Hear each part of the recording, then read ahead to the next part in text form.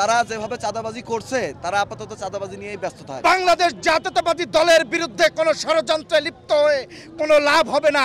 17 বছর শেখ হাসিনা চেষ্টা করেছে, আপনারা 17 দিন চেষ্টা করে কিছুই করতে পারবেন। সোমবার বিকাল 5:30টার দিকে কুষ্টিয়ার রাজপথ জুড়ে বয়ে গেল প্রতিবাদের ঝড়। জেলার ছাত্র দলের বিক্ষোভ মিছিল ঘিরে উত্তপ্ত হয়ে ওঠে শহরের পরিবেশ। স্বৈরাচার গেছে দিল্লি, রাজাকার যাবে পিন্ডি, এই প্রতিবাদী স্লোগানে মুখরিত হয় কুষ্টিয়ার রাজপথ। শিক্ষাঙ্গনে অস্থিরতা, গুপ্তচক্রের মব সৃষ্টি ষড়যন্ত্র আর দেশব্যাপী আইন শৃঙ্খলা পরিস্থিতির অবনতির প্রতিবাদে এই কর্মসূচি ঘোষণা করে জেলা ছাত্রদল।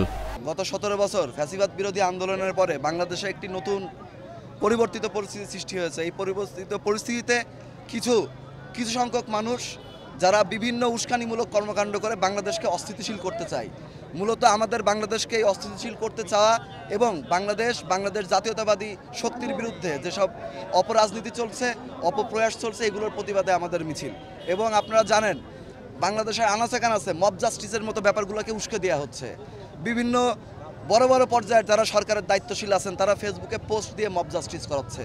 তো আমরা বলতে চাই তারা যেভাবে চাঁদাবাজি করছে তারা আপাতত চাঁদাবাজি নিয়েই ব্যস্ত থাকে। আমরা তো দেখছি ভিডিও ফুটেজ প্রকাশ হচ্ছে, তারা যেন মব জাস্টিসগুলোকে উস্কে দিয়ে তারা যেন দেশকে অস্থিতিশীল না করে।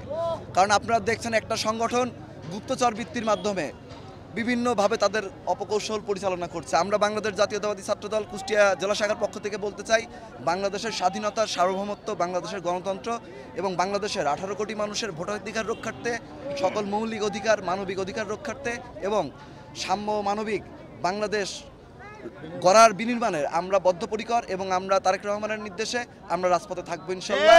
খণ্ড খণ্ড মিছিল এসে জমায়েত হয় কুষ্টিয়া পৌরসভা চত্বরে। সেখান থেকে শুরু হয় প্রধান বিক্ষোভ মিছিল, যা শহরের বিভিন্ন গুরুত্বপূর্ণ সড়ক প্রদক্ষিণ করে। নেতাকর্মীদের অভিযোগ, গোপন সংগঠনের নামে অস্থিরতা তৈরি করে গণতন্ত্রকে ধ্বংসের চেষ্টা চলছে। বিশেষ করে শিক্ষাঙ্গনে যেভাবে সংঘাত উস্কে দেওয়া হচ্ছে তা ভবিষ্যৎ প্রজন্মের জন্য ভয়ঙ্কর হুমকি। 2024 সালের জুলাই আগস্টে বাংলাদেশে 2000 সাধারণ শিক্ষার্থী এবং সাধারণ জনগণের রক্তের উপর দিয়ে, লাশের উপর দিয়ে বাংলাদেশের 17 বছরের স্বৈরাচারী হাসিনা সরকারের পতন হয়েছে।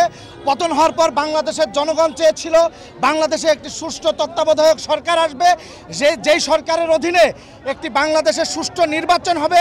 সেই নির্বাচনের মধ্য দিয়ে বাংলাদেশের জনগণ তাদের গণতন্ত্র এবং বাংলাদেশের জনগণের সবথেকে বেশি প্রতীক্ষিত ভোটাধিকার ফিরে পাবে। কিন্তু আমরা দেখতে পাচ্ছি বর্তমান বাংলাদেশে যে নতুন সংগঠন সৃষ্টি হয়েছে এবং বাংলাদেশে দীর্ঘ 15 বছরের যে গুপ্ত সংগঠনের রাজনীতি, তারা একত্রিত হয়ে বাংলাদেশের সবথেকে জনপ্রিয় দল শহীদ প্রেসিডেন্ট জিয়ার হাতে গড়া যেই দল বিএনপির বিরুদ্ধে বিভিন্ন ষড়যন্ত্রে লিপ্ত আছে।